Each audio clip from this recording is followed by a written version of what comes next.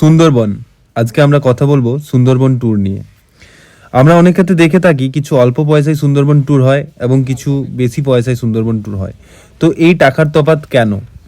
আজকেও আমাদের সাথে আছে সুমনদা এবং মৃণাল জেঠু।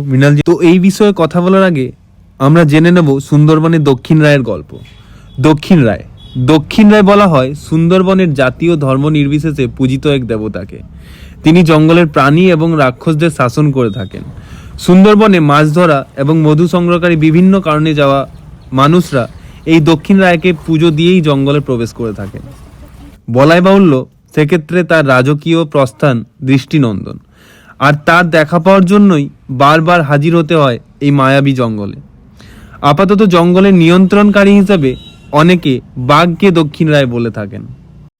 আচ্ছা মৃণালদা, এবার যে প্রশ্নটা সবসময় ঘুরে ফিরে আসে, দেখা যায় এই সুন্দরবন ট্যুর বলে কলকাতা এবং তার আশেপাশে শহর জেলা থেকে খুব অল্প পয়সায় কিছু ট্যুর হয়, আর সুন্দরবনে আমরা যেটা জানি খুব প্রফেশনালি ওয়াইল্ড লাইফ ট্যুরটাও হয়।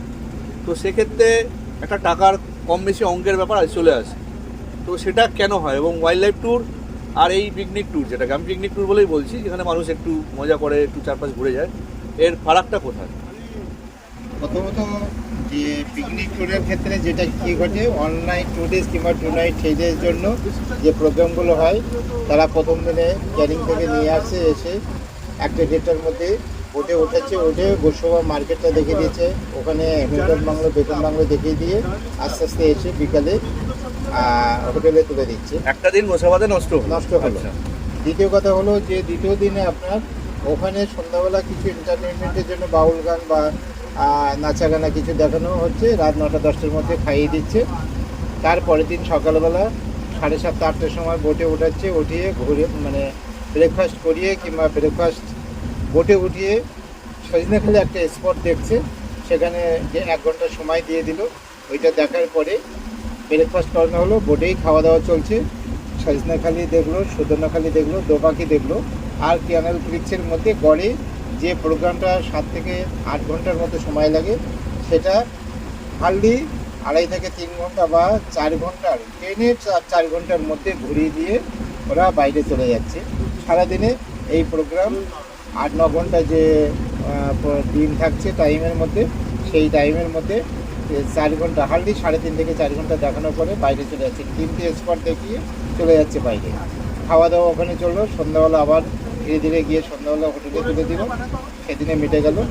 পরের দিনে সকালে তৃতীয় দিনে এরা এই যে আসছে 9টা-10টার দিকে হোটেলের থেকে তুলে, মানে কোনো রকম তাড়াহুড়ো দিচ্ছে না, যে যেরকম সময় উঠছে তাদের সেই সময়টা দিচ্ছে যে আমরা ধীরে সুস্থে উঠুন। এবারে এইটা করতে উঠে ব্রেকফাস্ট নিয়ে তারপরে ধীরে ধীরে যেতে যেতে গোসবা কিংবা সোনাখালীর পথে গিয়ে ওরা রাস্তায় খাইয়ে দিচ্ছে, দিয়ে 2:30-3টের মধ্যে নামিয়ে দিচ্ছে, দুপুর 2:30-3টার মধ্যে। এবার 3 দিনের যে প্রোগ্রাম হলো, এই 3 দিনে কভার করলো বটে, কিন্তু জঙ্গল করলো মাত্র 3.5 থেকে 4 ঘন্টা।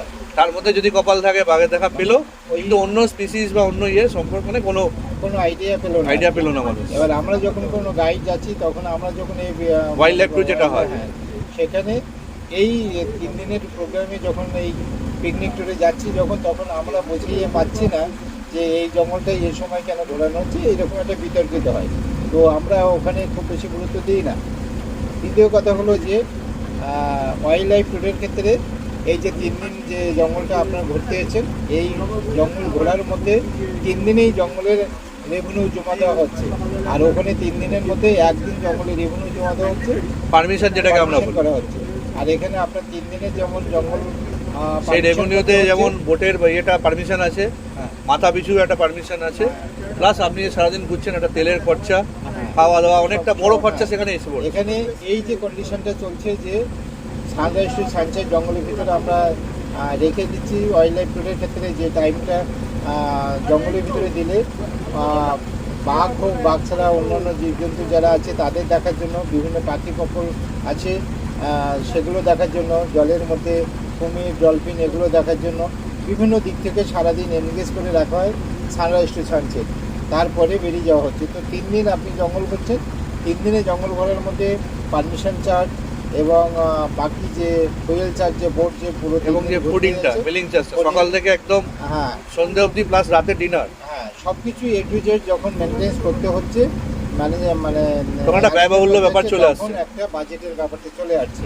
প্লাস সেখানে আপনাকে সেরকম খাবার মানুষের পছন্দ মতো, যেমন আপনারা কেউ রুটি খেলে রুটি দিচ্ছেন, ভাত খেলে ভাত দিচ্ছেন, এবং প্রত্যেক দিন আলাদা আলাদা মেনু রাখছেন। হ্যাঁ হ্যাঁ, হ্যাঁ, আইটেম অনুসারে বিভিন্ন দিনে 2-3 দিনের 3 দিন 4 দিনের হলে সেই রকম আইটেম রাখা হয়, একই আইটেম এভরিডে রাখা হয় না, পাট করে রাখা হয়, যার জন্য বাজেটটা এরকম। এবং এখানে বলে রাখি, অনেকে নিরামিষ খান, অনেকে নন মানে আমিষ খান, তো সেই হিসাবে কেউ রুটি খান, কেউ ভাত খান, কেউ চিংড়ি মাছ খান না, কেউ মাছ খান না, কেউ ডিম খান না।